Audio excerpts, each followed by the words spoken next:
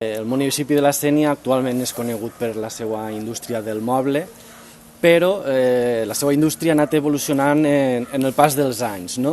Per això parlarem avui amb Victòria Almuni, historiadora senienca, que ens explicarà una mica, no, esta evolució. Bon dia, Victòria. Bon dia, bon dia. Ara és famosa per això, per la indústria del moble, però no sempre ha sigut així. Com van ser els inicis industrials? Si parlem d'indústria del moble hem d'anar aproximadament ara fa 100 anys, als anys 20 del segle XX, és quan les fusteries, algunes de les fusteries d'aquí del poble, van començar a fabricar mobles de manera molt artesanal, en un sentit totalment gremial del treball, però fent un canvi d'altre tipus de treball i de producte de cara a lo que és el moble pròpiament. Aquí a la Sénia, com que estem molt prop dels ports i també estem molt prop del riu, molt vinculats al riu de la Sénia, des de sempre el treball de la fusta ha sigut molt important i el que és l'activitat industrial també. Al riu tenim documentat des del segle XIII diferents tipologies d'indústria hidràulica, diguéssim. Hi ha molins fariners, hi ha batans per a refinar mantes, hi ha documentades fargues. Després, en posterioritat, a partir de finals del segle XVIII, hi ha documentades fàbriques de paper, primer molins, després fàbriques de paper, fàbrica de pinzells i també centrals de llum. Llavors, la maquinària de tots aquests molins, està ben avançat el segle XX, era maquinària en un alt component de fusta com a material.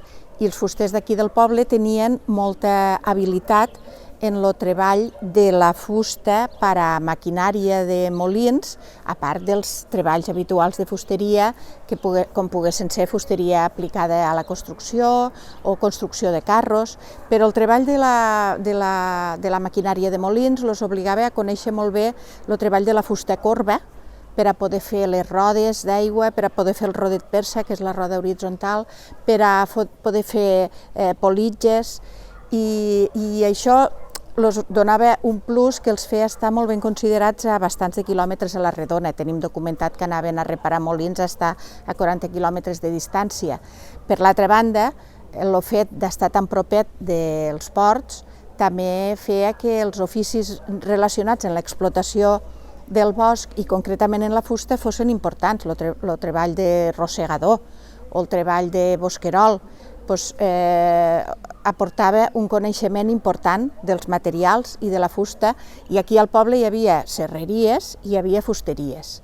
I llavors, en aquest context, a partir dels anys 20, que la faena als molins no era tan abundant i que el tema del treball dels carros també es veia que era una cosa que no anava de cara al dia, a partir dels anys 20 ja tenim documentades 4 fusteries que comencen a fer mobles. No serà fins després de la guerra, fins als anys 40, que aquestes fusteries evolucionen cap a un model més industrial en un concepte molt primari del que són fàbriques encara.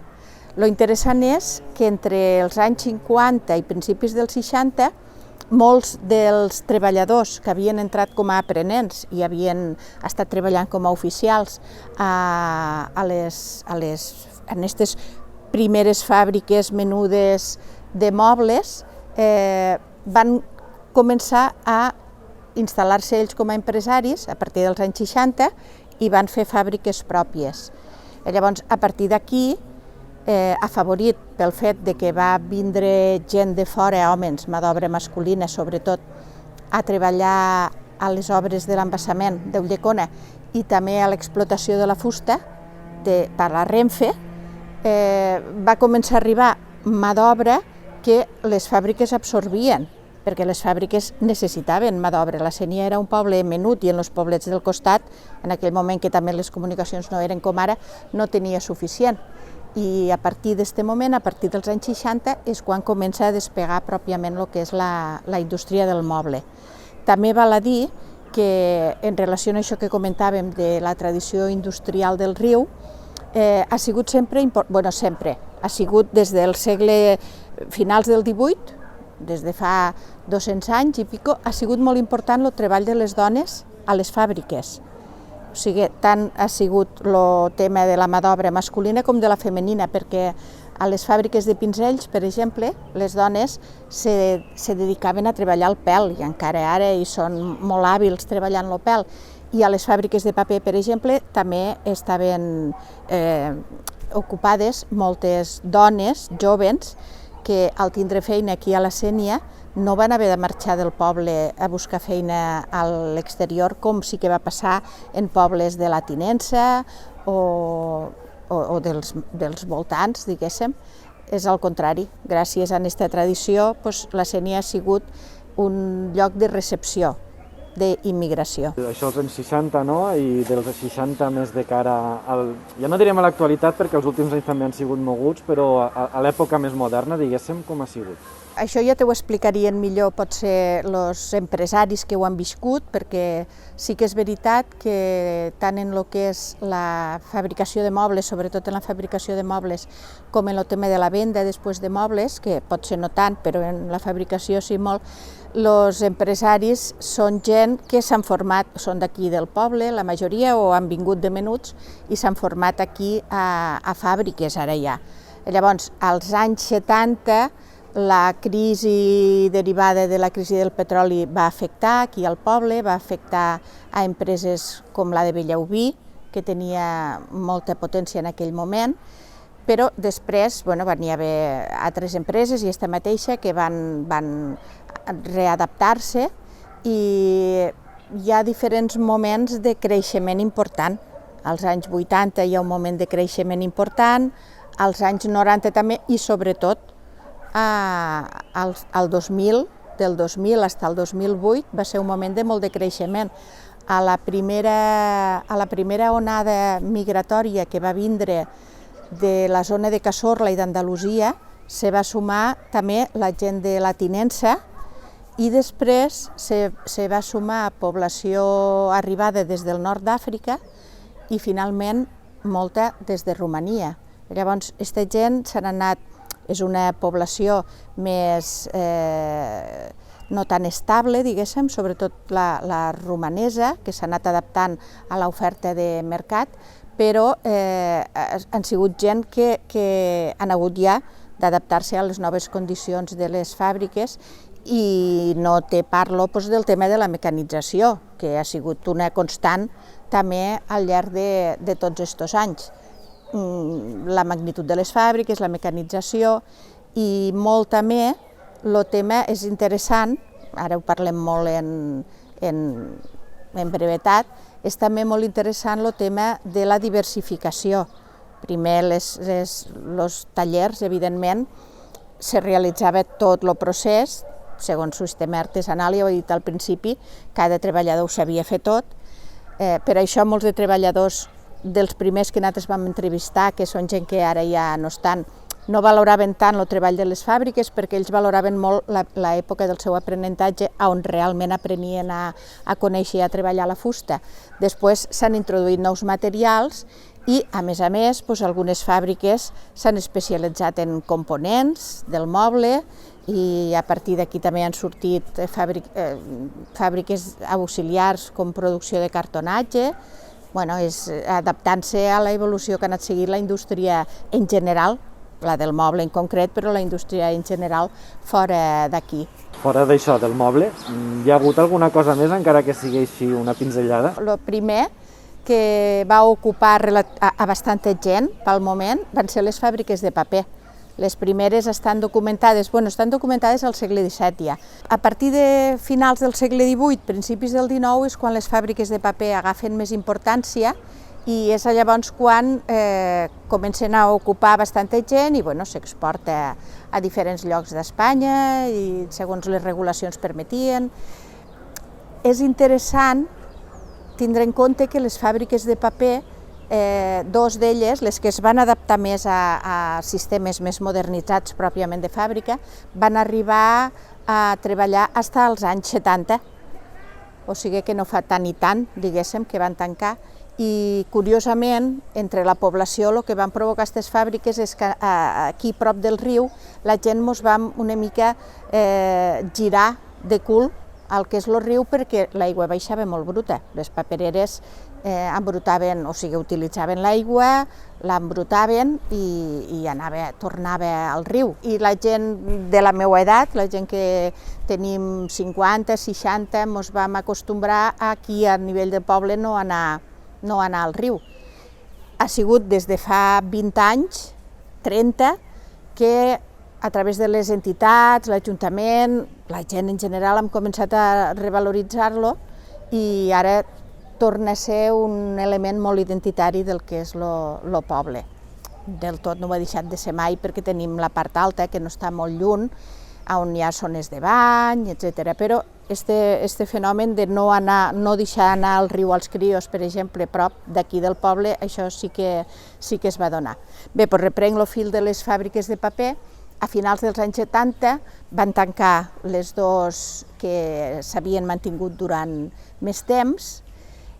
Una estava al cantó de Rossell i l'altra aquí al cantó de la Sénia, perquè la gent de Rossell també ha estat molt vinculat sempre a la industrialització del riu, diguéssim, i d'aquí del poble perquè està molt proper i sempre hi ha hagut molta gent treballant aquí, no només de Rossell, de Canet, gent que van i venen cada dia. Llavors, l'altra branca important és el tema del pinzell. La primera fàbrica de pinzells se va instal·lar a la voreta del riu a principis del segle XX, buscant l'aigua clara per rentar el pèl.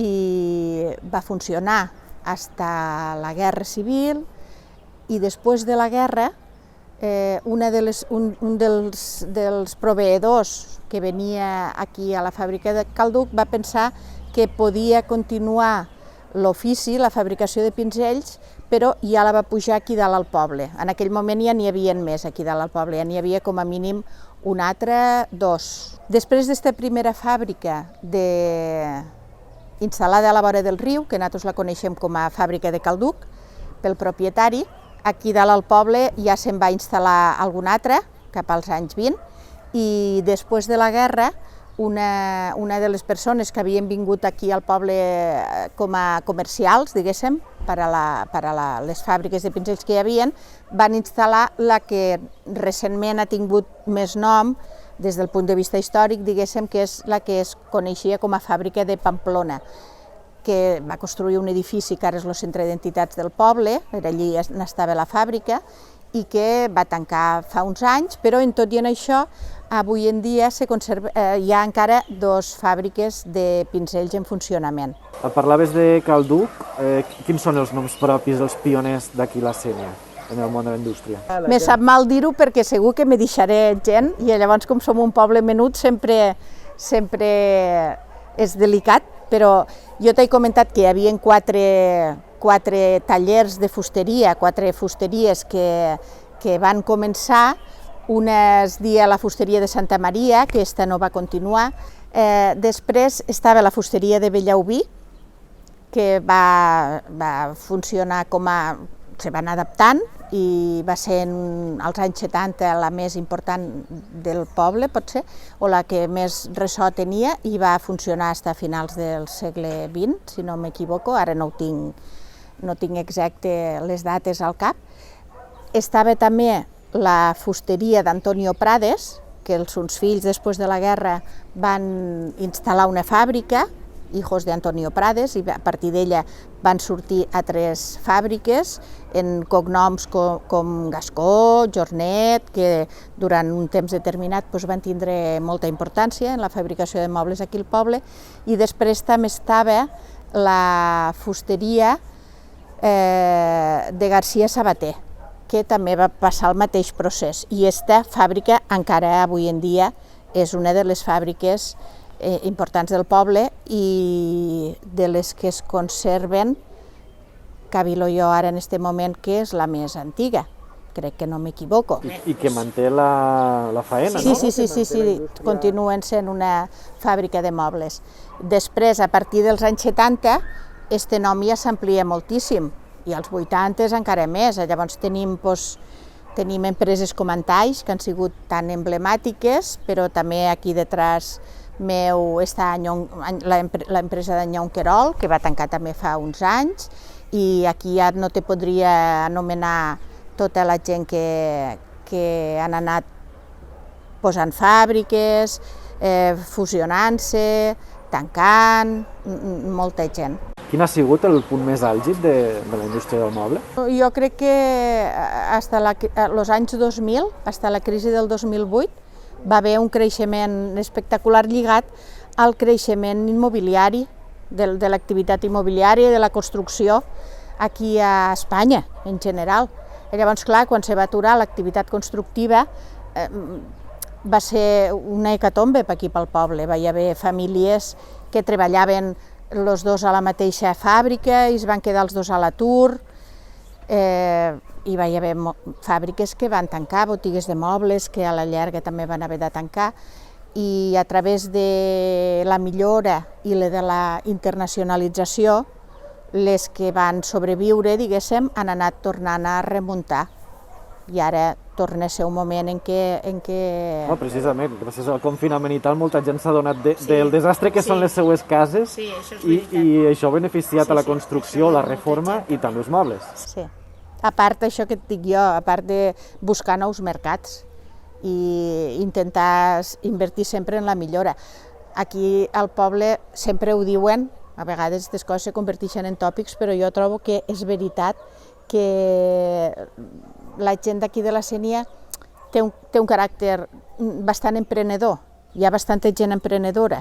Després també hi ha una altra gent que està disposada a fer horaris de fàbrica i les rutines de fàbrica. És un poble industrial des de fa 200 anys, bastant, i des de fa 100 encara més, i clar, això marca el caràcter també de la població. No et faré treure una bola de vidre, però d'alguna manera la història ens pot ensenyar, no? A vegades que hi ha cicles i com pugen i baixen les coses. Com preveus el futur del moble o de la indústria a la Sénia? Jo, des del meu punt de vista, veig que és una indústria consolidada i crec que hi ha molta gent que s'esforça, no només des de els mateixos empresaris, sinó les institucions, el propi Ajuntament, o, per exemple, no sé, demà, per exemple, tinc un curs de formació que impartixo unes horetes a treballadors que volen entrar, gent que volen entrar com a treballadors de la fusta, i a mi me van demanar si jo podia parlar una mica de la tradició històrica perquè veiessin que és una empresa que té molts de coneixements detrás i valoritzar-la, i també sobre tema d'igualtat d'oportunitats de gènere, diguéssim. T'ho dic en el sentit que aquí hi estan posades diferents institucions, llavors se treballa molt per fomentar, s'ha treballat molt per aconseguir unes vies de comunicació correctes aquí al poble, vull dir que el poble se bolca molt en l'activitat industrial, llavors jo la veig consolidada. La evolució que tindrà el món, ara menys que mai, és... En això ens podríem quedar, no? Que el poble se volca i ho faran tirar endavant com han fet en aquests 100-200 últims anys. Sí, perquè la base és gent treballadora. Llavors la gent treballadora sempre busca solucions. Perfecte, doncs Victòria Muni, moltíssimes gràcies per il·lustrar-nos d'alguna manera en aquesta indústria tan coneguda de la Sénia. Gràcies a vosaltres, i això, me disculpo si hi ha coses que, com m'anava adaptant a les teves preguntes, segur que m'he deixat coses importants, però més o menys la idea general... Que tenim a vegades tampoc dona per a més. Crec que la teniu. Gràcies a vosaltres.